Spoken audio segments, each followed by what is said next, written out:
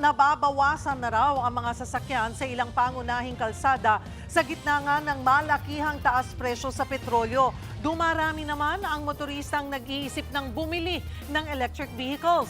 Live mula sa EDSA Guadalupe, nasa frontline ng balitang yan si Ian Suyo. Ian, di ba tataas din ang gastos ng e-vehicle owners?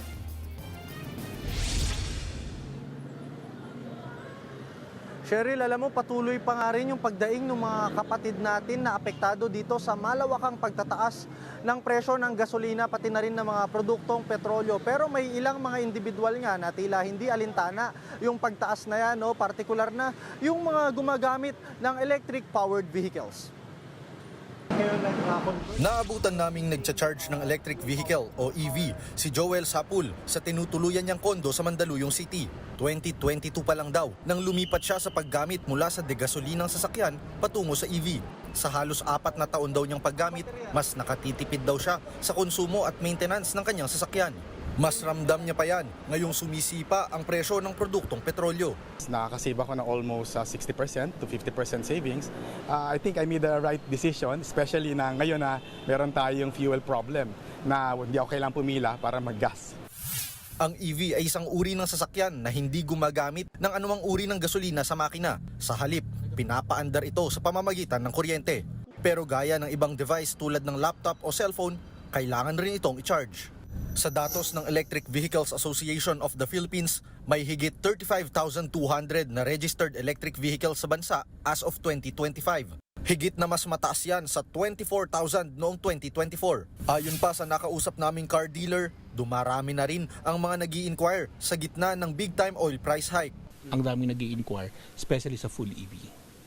Full EV. Yun yung gusto nilang kunin talaga kasi nga yung wala na talagang fuel and maintenance costs. They're really making a shift from conventional engine to electric vehicle. Kahit may napipintong taas singil sa kuryente, tila mas sulit pa rin daw ang e-vehicles. Because it's a smaller issue. As said, ang consumption ng electricity compared to as consumption ng liters of gasoline is malaki ang disparity.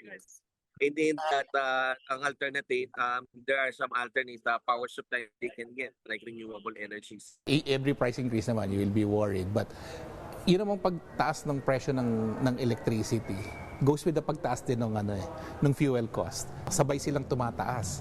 So in the long run, parang proportion-wise, parehas lang talagang magmamahal yung. Ayon naman sa MMDA, tila nagkaroon nga ng epekto ang pagtaas ng gasolina sa traffic. Bahagya rin kasing kumaunti ang bilang ng mga sasakyan sa pangunahing kalsada tulad ng EDSA. Tinitingnan namin dito sa command center. Nakikita namin na parang may pag-itis nga naman.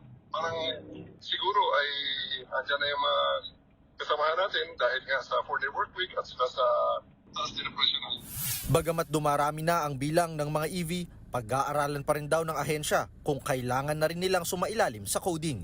Evaluate muna natin pagkatapos ng reassessment. Dapat may basehan na data yan. Mag-uusap kami ng LTO.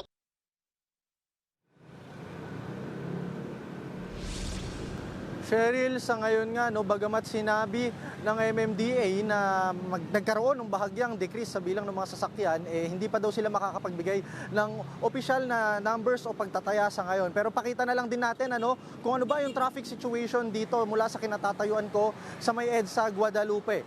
Kung mapapansin po ninyo sa inyong screen, sa bandang kaliwa ninyo, yan yung northbound. Yan yung southbound, yan yung papuntang Makati. Pero dito naman sa bandang kanan, yan na yung northbound ng EDSA, papunta na yan sa Ortigas. Kung mapapansin ninyo sa bandang kaliwa, sa southbound nagkakaroon ng medyo pagbabagal dahil nga sa dami ng mga sasakyan, probably yan yung mga pauwi. Galing nga sa kanilang mga trabaho, medyo maluwag sa unang bahagi ng northbound. Pero pagdating na dito sa may Ortigas area, kapansin-pansin na nagkakaroon na ng build-up dahil nga choke point na yan at malaking bahagi na yan ay yung papunta sa may EDSA crossing, sa may Shaw Boulevard. At tuloy-tuloy po yung build-up na yan, pagbabagal ng mga sasakyan hanggang makalampas na po sa bahagi yan ng may Mega Mall. Ayon din kanina kay MMDA Secretary General Nicolas Torre, baka sa Lunes na raw sila makapagbigay ng kumpletong detalye kung ano ba talaga yung naging epekto ng pagtataas ng presyo ng mga produktong petrolyo, pati na rin yung 4-day work week na kinoconsider nila na posibleng maging additional factor kung luluwag ba at kokonti yung mga sasakyan na dumadaan sa mga pangunahing kalsada dito sa Metro Manila. Yan muna ang latest mula dito sa EDSA Guadalupe. Cheryl? Maraming salamat, Ian Suyo. Mga kapatid, Cheryl Cosim po. Maging maalam at may pakialam sa mga napapanahong issue at headlines. Mag-follow at mag-subscribe na sa social media pages ng News 5.